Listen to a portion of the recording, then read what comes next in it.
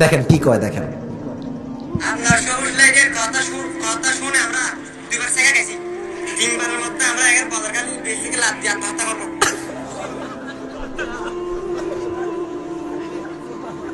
দেখছেন কত দুষ্ট।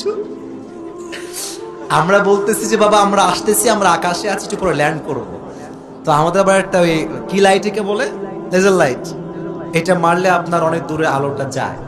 তো আমার পিএস বলেছে যে ভাই আমাদের সবুজ বাতি আছে, আর সবুজ বাতি দেখলে বুঝবেন যে আমরা আসতেছি। তো ওরা যেই গাড়ি আসছে সবুজ বাতি দেখে মনে করছে আসিফ হুজুরের গাড়ি। তো পরে আমারে পায় না, গাড়ি থেকে ঠকে গিয়েছে। তো আমারে ভয়েস পাঠাইছে, হুজুর এই সবুজ লাইট খুঁজতে গিয়ে দুইবার ছ্যাঁকা খাইছি, আর যদি ছ্যাঁকা খাই ব্রিজ থেকে লাফ দিয়ে আত্মহত্যা করবো। তো আসলে যুবকরা হচ্ছে আমার ভালোবাসার জায়গা, আমি হচ্ছি যুবকদের ভালোবাসার জায়গা, ঠিক না? ওরা তো আমার সঙ্গেই মজা করবে। তো অনেক কমিটি আমাদেরকে অস্থির করে ফেলে, কোথায় আছি, কই আছি। আর কিছু কিছু এলাকার লোক আছে মানুষের কান ভারী করে, বলে যে হুজুর এই মাহফিলে আসবে না। এরকম লোক বাংলাদেশে আছে না নাই? খালি বলে যে আরে এই হুজুর তো ইউটিউবে অনেক ফেমাস, ফেসবুকে অনেক ফেমাস, এখানে আসবে। এটা কেন বলেন ভাই আপনারা? এটা খুবই খারাপ একটা অভ্যেস।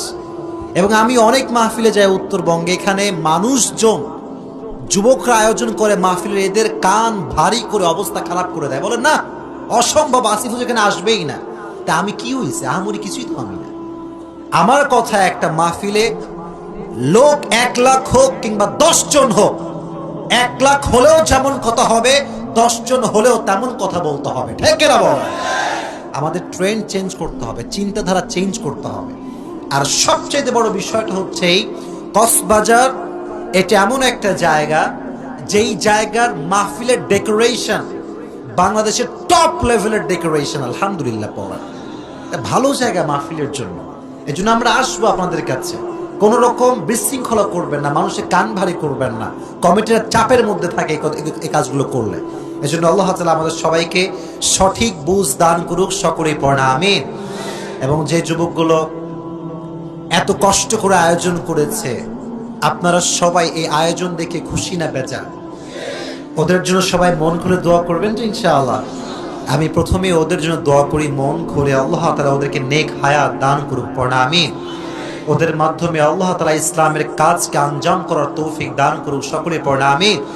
আমার মাহফিল যতগুলো আমি করি বাংলাদেশে, তার 95% মাহফিল হচ্ছে যুব সমাজের মাহফিল, আলহামদুলিল্লাহ। যে যুবক একদিন গানের কনসার্ট আয়োজন করত, মমতাজের গান আয়োজন করতো, এই যুবকগুলো আজকে সব করে না, কনসার্ট করে না। এই যুবকগুলো আজকে তাফসীরুল কোরআন মাহফিলের আয়োজন করে, ঠিক কিনা বলে? এজন্য এদেরকে সহযোগিতা করবার দরকারটা আছে না নাই?